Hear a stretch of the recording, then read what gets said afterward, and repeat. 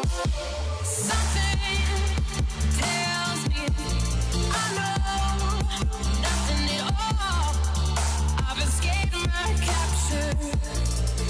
guys, welcome back to my YouTube channel, and it's your baby girl Mira-J. Let me say hello. So my pastor said this song because I'm a huge fan of Elvis, and I've done a couple of Elvis songs on my YouTube channel. So today we're going to be doing a song. I don't know, it's like a documentary according to him, and the title is Elvis and the Black Community, and it's kind of intriguing for me because I'd like to know what that means. Elvis and the black community. I mean, Elvis is loved by so many people, which is what I think, because each time I post these videos I get a lot of people who love Elvis. A lot of people love Elvis. So now I really want to know what's going on in this song or documentary, Elvis and the Black people. So if you're new here, my name is Mira-J, and I do mostly reaction, and this is Luffy. Luffy, say hello, Baba. This is Luffy. Yeah, he has his own special channel. I'm kidding. So my name is Mira-J, and I do mostly reactions, and you're free to become a part of this channel by subscribing. Subscribe to my channel. Yes, like my videos and become a part of this huge community. Yes, you heard me, huge community. And let's get right into this video.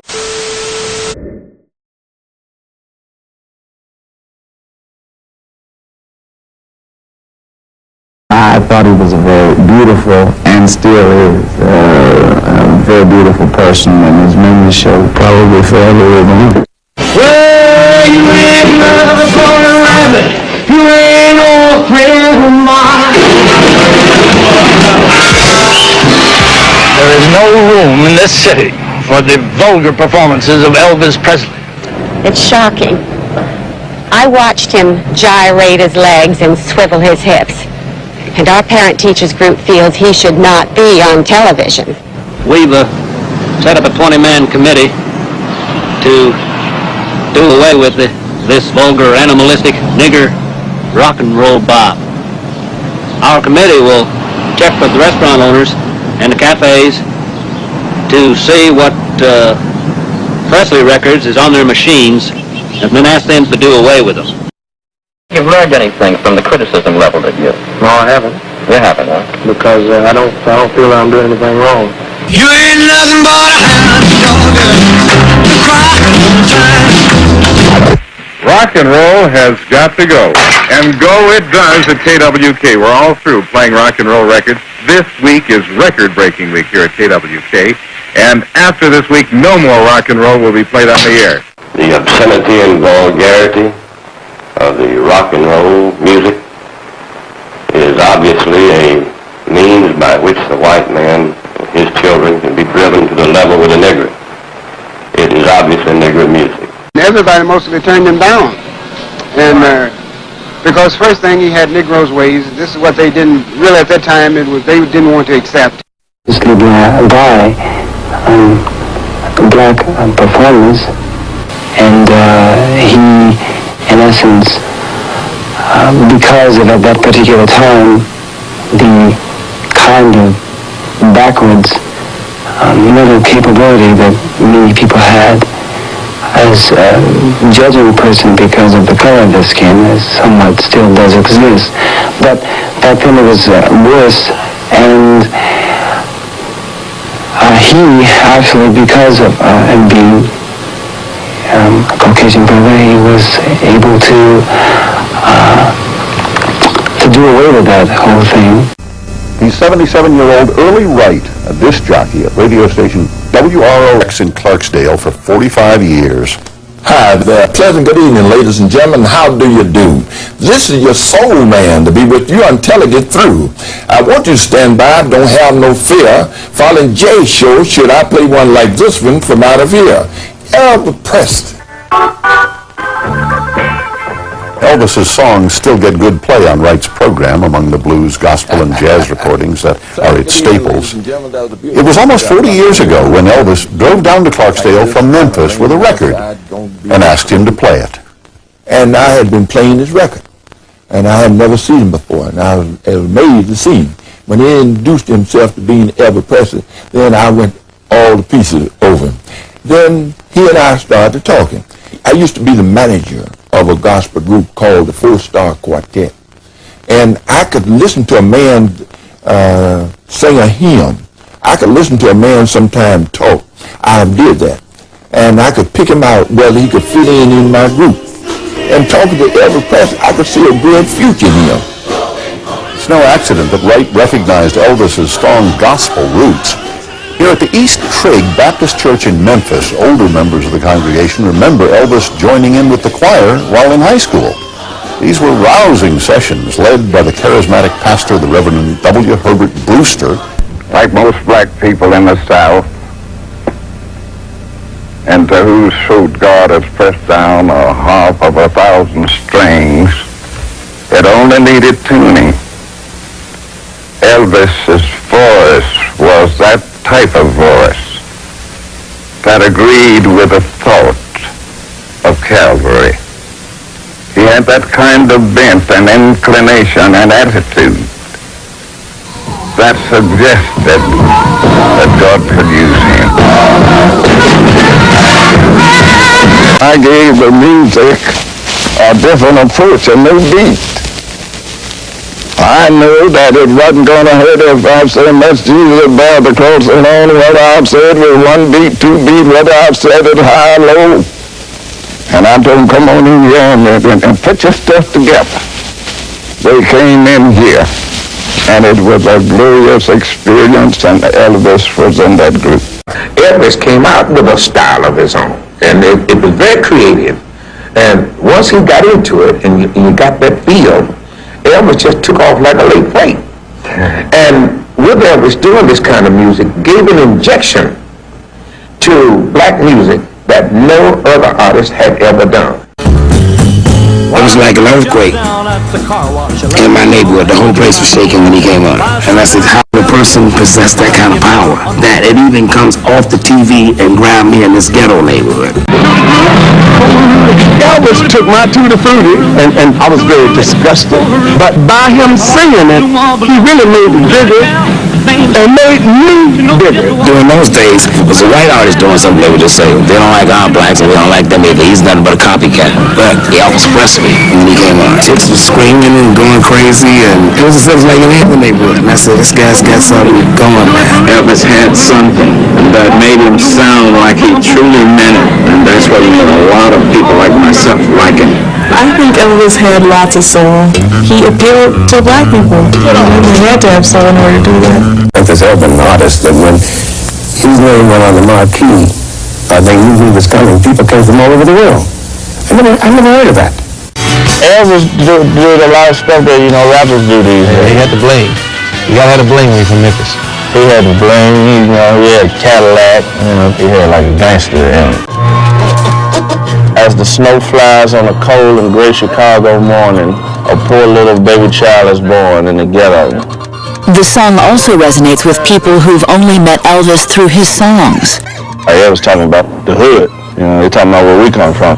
Paul Beauregard and Jordan Houston are the Oscar-winning rap duo 3-6 Mafia. They grew up just 2 blocks from Graceland in one of Memphis's poorest neighborhoods. I want to see me scratcher. My mom used to always listen to a song when I was young. He talked about, things that she went through. She had my mom had a bunch of kids, like 9 kids. You know what I'm saying? That's how you get somebody to listen to your song. You talk about what they know about, what they want to hear. And she knows about the ghetto, because, she lived in the ghetto. The ghetto. That's it. And his mama cries. But if there's one thing that she don't need, it's another hungry mouth to feed in the ghetto. After we find the part on the record that we want to use, we sample it into the drum machine or the keyboard. That way we can loop it like. My first line says, first I'm broke, so I hang out with the rat and roach. It's still broke, so I'm sleeping on apartment floors. So it's just like the struggle, what's going on in the hood. First I'm broke, so I hang out with the rat and roach. It's still broke, so I'm sleeping on apartment floors. And I was off beat, but it's all good, cause it's on TV. maybe do some edits, make me look cool, maybe put my name in the credits. Once we have all that ready, You know, we loaded into the drum machine and then Hi-ya! So he starts to roam the streets at night, and he learns how to steal and he learns how to fight in the ghetto. Survival is an everyday task. Watching your back for the man wearing the mask. I say you might get stuck if you in the hood looking like you gave up. We riding old school whips, high off the ground, right beside a pair of hips. It ain't bad as it seems, still stay fly, looking so clean. First I'm broke, so I hang out with the ratty roach, and still broke, cause I'm sleeping on the apartment floors. The Johnny's get up, kick, when he smoke a brick. I never seen a drug dealer ever call it quits. The hood struggle is to make it, gotta get the change. See, every day is like a dark cloud full of rain. The feds tapping for the things when you hood trapping, so don't get lost in the sauce slinging, cold crackling.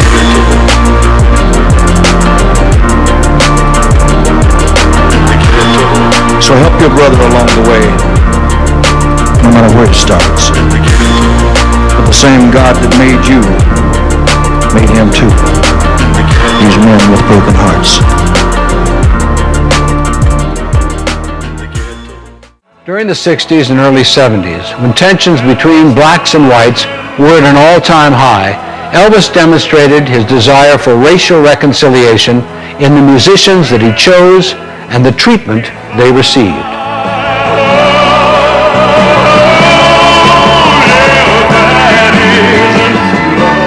When we first decided to take the gig with Elvis, we had no idea that there would be any racial flag regarding it.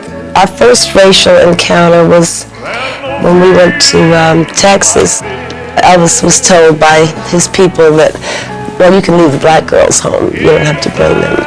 So Elvis wasn't going to do the Astrodome unless his girls could be with him. And he demanded that we be given the star treatment.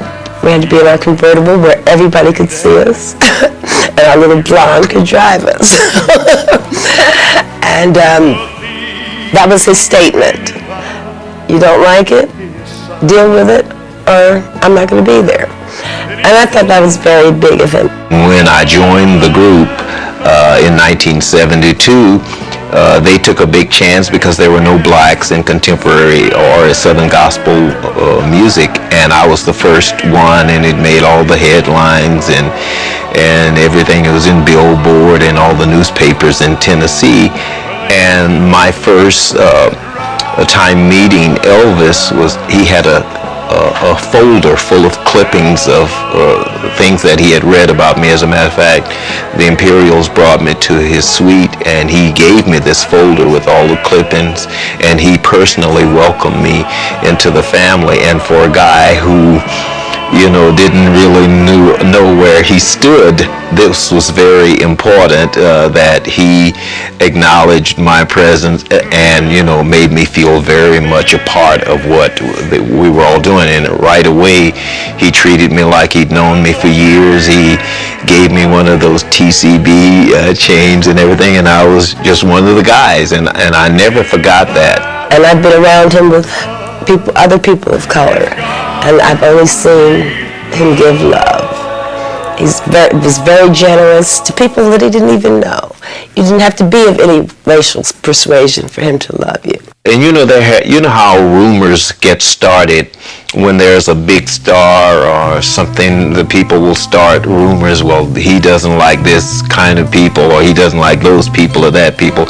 And I never got that from him. Well, you know, Elvis is a whole nother thing. It's just, I think it's scary to even be compared to people in that, like, you know, I mean, because he's such a big talent, and in his absence, of course, he's bigger than in his presence. And music marks time, so in this time period, where Elvis was to his period, would be something totally different. Well, I think rock and roll, I mean, what he brought to Vegas is more than rock and roll. I mean, I think there's so much going on out here on the entertainment front. Like right now, you'll see the likes of Celine Dion and Tony Braxton. It's a lot going out here. You know what I mean? As far as rock and roll is concerned, it's great. I mean, Elvis Presley was able to do things that haven't been able to be duplicated to this day. Black American music influenced Elvis. the fact that people say, well, he's the king of it all, king of rock and roll, is a slap in the face to those that made the music possible in the first place. Not to say he wasn't brilliant. I think he was a fantastic, talented singer. I don't think you rip them off. I think once something has been exposed, anyone can add or take from it if they like. He was just so great, so popular, so hot, so anything that he played, it became a hit. To me, they didn't make a mistake when they called him the king. The only thing I gotta know, was he my friend? Did I enjoy him as a performer? Did he give the world of entertainment something? Yes, on all counts. And that's the name of that tune. He was a bundle of energy set to music. And that echo will never die.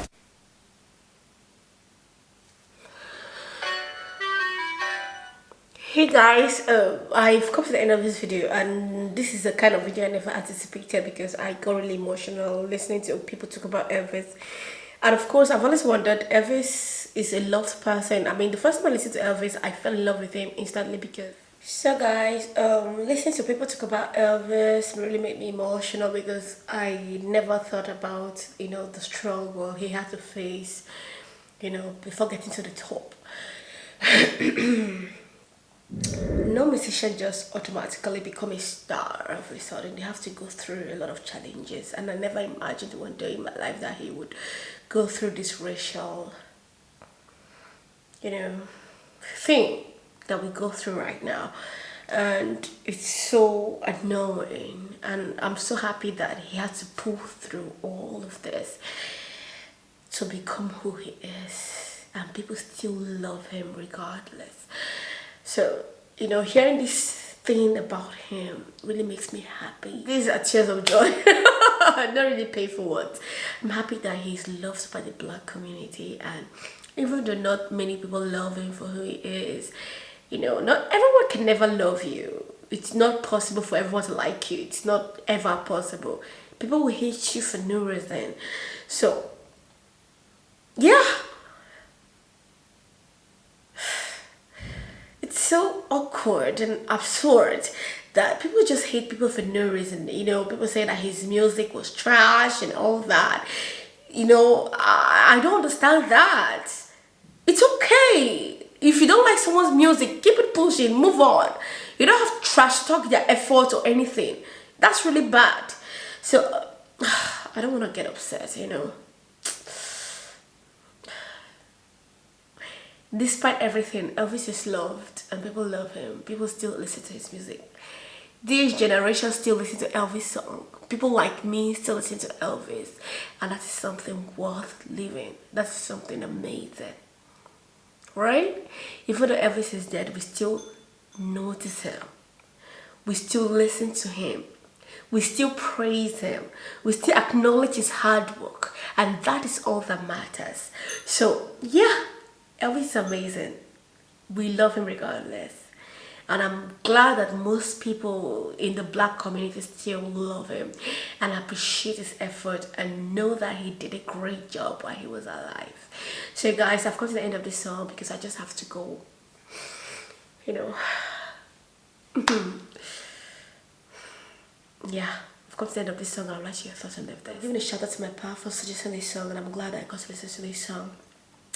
So I'm glad I listened to this, and I'm glad that my pal suggested I listen to this. So thank you guys for coming to my YouTube channel, for listening to me, and I'll see you guys in my next video. Lots of love. If you're not yet subscribed, make sure you subscribe and turn on the bell so that each time I post videos you get a notification. Bye bye.